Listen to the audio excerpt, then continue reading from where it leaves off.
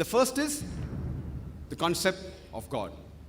Let us understand what is the concept of God in Hinduism. If you ask a common Hindu that how many gods does he believe in, some may say 3, some may say 10, some may say 100, some may say 1,000, while others may say 33 crores, 330 million. But if you ask a learned Hindu who's well versed with the scriptures, he will tell you that the Hindus should believe and worship only one Almighty God. But the common Hindu, he believes in a philosophy known as pantheism. The common Hindu says that everything is God. The tree is God, the sun is God, the moon is God, the human being is God, the snake is God. What we Muslims say, everything is God's. G-O-D with an apostrophe S. Everything belongs to God. The tree belongs to God, the sun belongs to God, the moon belongs to God, the human being belongs to God, the snake belongs to God. So the major difference between the common Hindu and the common Muslim is the common Hindu says everything is God. We Muslims say everything is God's. G-O-D with an apostrophe S. The major difference is only the apostrophe S. If we can solve this difference, of apostrophe S, the Hindus and the Muslims will be united. How do you do it? Ta'alaw ila kalmatin sawa'in bainana bainakum. Come to common terms as between us and you. Which is the first term? Allah na'budu illallah. That we worship none but one Almighty God. Let us try and understand what the Hindu scriptures have to speak about Almighty God in Hinduism. Amongst the Hindu scriptures, one of the sacred scriptures are the Upanishads. It's mentioned in the Chandogya Upanishad, chapter number 6, section number 2, verse number 1. It says, Ekam evidityam. It's a Sanskrit quotation which means God is only one without a second. It's mentioned in the Shvetashvatar Upanishad, chapter number 6, verse number 9. Na chasya kasij, janita na chadipa. Of him there are no lords. He has got no master. Almighty God has got no parents. He has got no mother. He has got no father. He has got no superior.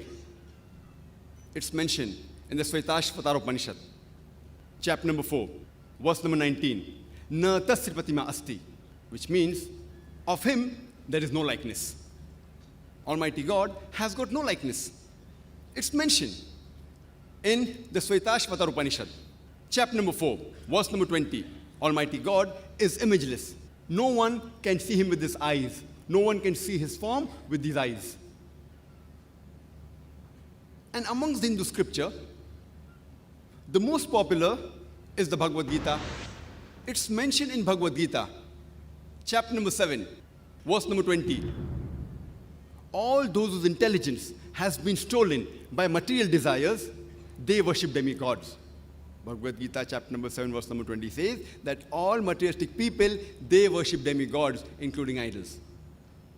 And amongst the Hindu scriptures, the most sacred are the Vedas.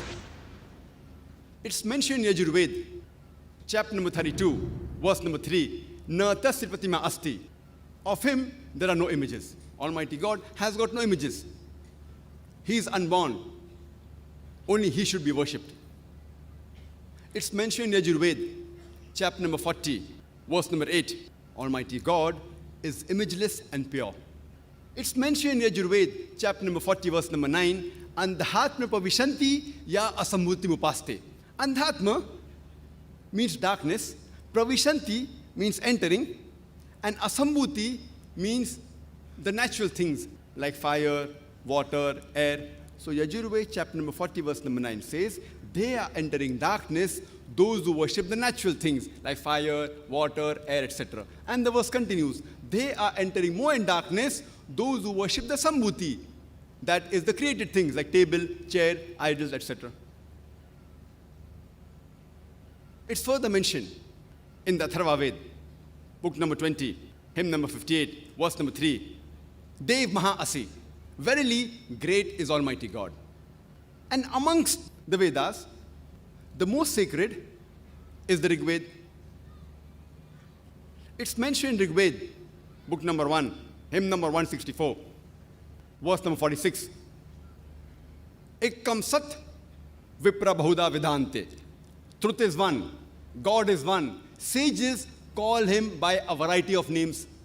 And the same message that God is one and sages call him by a variety of names is repeated in Rig Veda, book number 10, hymn number 114, verse number 5.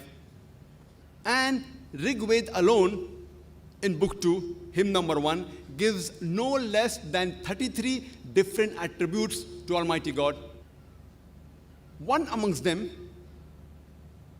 is mentioned in Rig Veda, book number 2, hymn number 1, verse number 3, is Brahma. Brahma is called the creator. If you translate into Arabic, it means Khalik. We Muslims have got no objection if someone says Almighty God is Khalik or creator. But if someone says Almighty God is creator, who has got 4 heads and on each head is a crown, we Muslims take strong exception to it. Moreover, you are going against Svetasvatara Upanishad, chapter number 4, verse number 19, which says, Na tasya pratima asti, of him there is no likeness. The other attribute given in Rig Veda, book number 2, hymn number 1, verse number 3, is Vishnu. Vishnu is called the sustainer. It means the cherisher. If you translate into Arabic, it is somewhat similar to Rabb. We Muslims have got no objection if someone calls Almighty God as Rabb, sustainer, or cherisher, or Vishnu. But if someone says sustainer is Almighty God, who is relaxing on a couch of snakes, traveling in the sea, or flying in the air on the bird Garuda, who has 4 hands, one right hand is the chakra, the discus, the left hand he has the conch, we Muslims take strong objection to it. Moreover, you are going against Yajurved, chapter number 32, verse number 3, which says, Na tasya pratima asti, of him there are no images. Almighty God has got no images. It's further mentioned in Rig Veda, book number 8, hymn number 1, verse number 1, Ma chadanadi sansad. Praise him alone. He alone deserves worship. It's mentioned in Rig Veda, book number 6, hymn number 45, verse number 16. Ya ek it mushtihi. Praise him alone. He alone deserves worship. And the Brahma Sutra of Hinduism is Ekam Braham Dyuta Naste. Nehna Naste Kinchan. भगवान एक ही है, दूसरा नहीं है, नहीं है, नहीं है, जरा भी नहीं है. There is only one God, not a second one. Not at all, not at all, not in the least bit. So if you read the Hindu scriptures, you shall understand the concept of God in Hinduism.